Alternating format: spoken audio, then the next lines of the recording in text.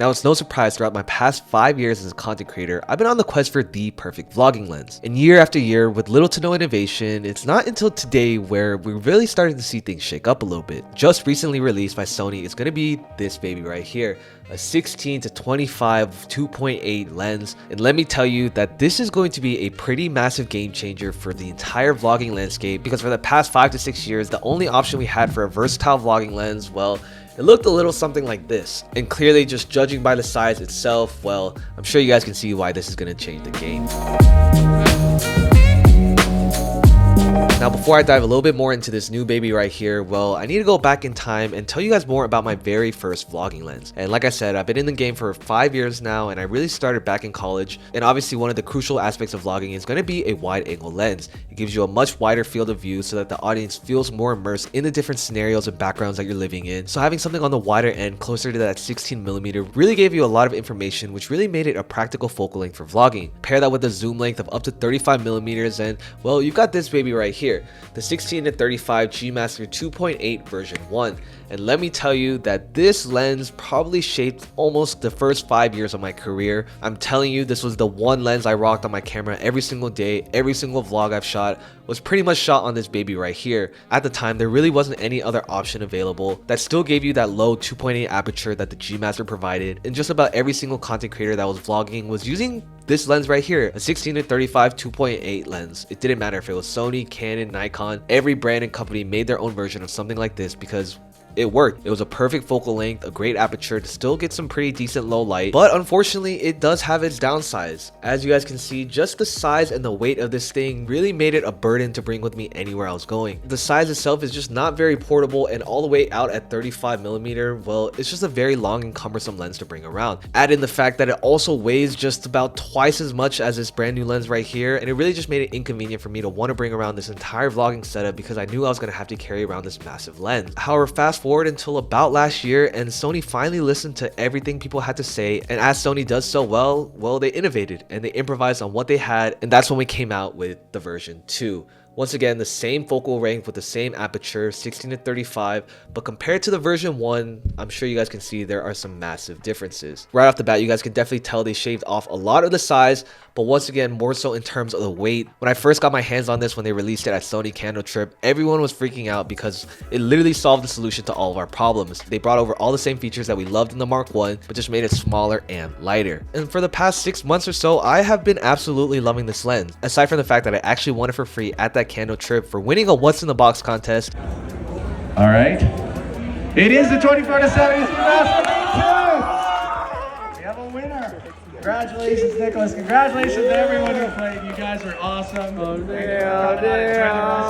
When they sent over this lens, I was just so impressed. It truly just stripped away a lot of the weight that I had with my previous vlogging setup. And truly, for the past 6 months or so, I've literally been rocking this lens once again almost every single day because it just made it so much more easier and convenient than what I was previously rocking. And then I thought I was happy. I thought I had found just about the perfect lens that could have ever been made until, well, today. Because when I got the press release that Sony's coming out with the 16 to 25 2.8, I was a little bit confused. Ever since I started vlogging, I've gotten so comfortable with the 16 to 35mm range. I could get that nice wide vlogging shot to establish where I am, but then still have the flexibility to zoom into 35mm for more details, or whenever I'm filming with friends, I can just get their facial expressions. So when they came out with the 16 to 25, I was a little bit confused because once again, I had just fallen in love with that focal length. However, now that I've been rocking this lens for the past couple of weeks, I can definitely see where this fits in. Not only is it once again much smaller compared to the version 2, but it comes in at nearly $1,000 less than what you would pay for the G Master version. You still get that same build quality, that 2.8 aperture, but coming in at nearly half the cost and all you're losing is 10mm, well, I can see why that could be a compelling option for a lot of content creators out there. And to be completely honest, if I didn't already have this version 2 in my lineup, this probably would be my go-to vlogging lens. So if you guys are out there and you're looking to start content creation and you don't really want to drop over $2,000 to pick up a G Master lens for just a tiny bit more of that zoom, well, that's pretty much exactly where the 16 to 25mm comes in.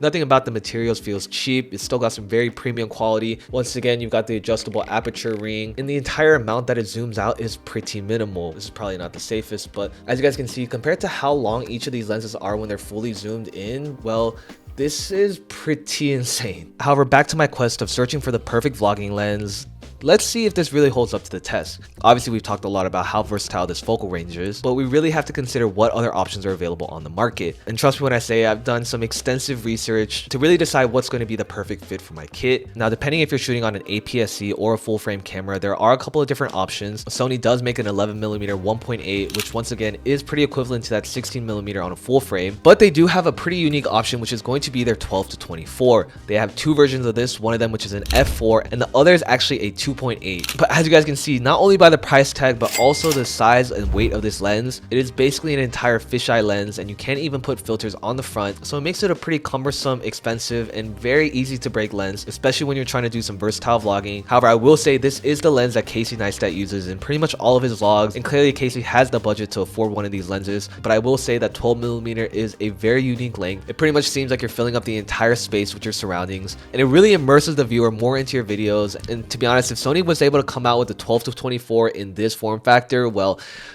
that itself would be a game changer too. Now, other than that, there are a couple of other prime options. A very popular prime lens amongst a lot of videographers is going to be the 20mm 1.8. It's actually the one I'm filming on right now, but in order to show you the size difference, let me swap it out real quick.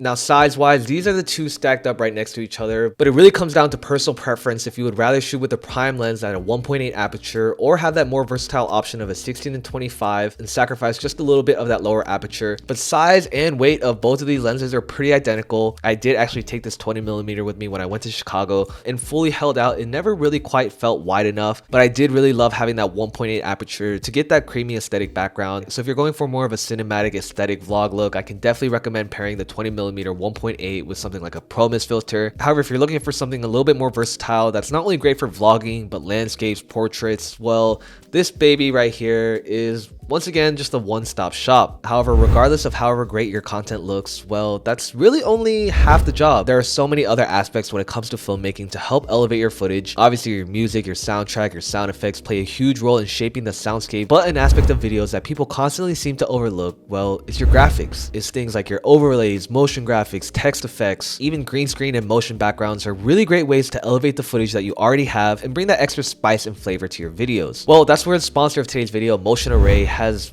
been changing the game once again. I've actually been using this several years now, and I remember the first time I found it, well, it literally felt like a cheat code. I felt so dumb that it took me years to find out that you could actually just download your motion graphics online. I thought creators were out here spending hours building their own graphics, when in reality, people are saving time by just downloading things that are already made. And like I said, convince people that you're spending hours making your videos when all it takes is a simple download. And the great thing is that it's able to be integrated into any sort of editing software, Premiere Pro, After Effects, DaVinci, Final Cut Pro, regardless of whatever you're using, they have options available where you can easily import those files and literally customize every single aspect from your colors, text, font, and you can really personalize how these graphics are able to elevate your videos. But they've just come out with a super dope collaboration with Madrid-based designer and illustrator David Milan. You guys have probably seen them throughout the videos, but they're just some really colorful and fun templates that I've been able to fully customize to fit my brand aesthetic, and once again just help my videos pop and give it that extra shine compared to other creators. And it really is an all-in-one package that I'm definitely going to be using in all my videos, so make sure you guys check them out in the link in my description down below. I can pretty much say if you're a content creator or an editor, Motion Array is going to be your one-stop shop to download some really unique effects and templates that are made by world-class designers. But make sure to head to the description. I'm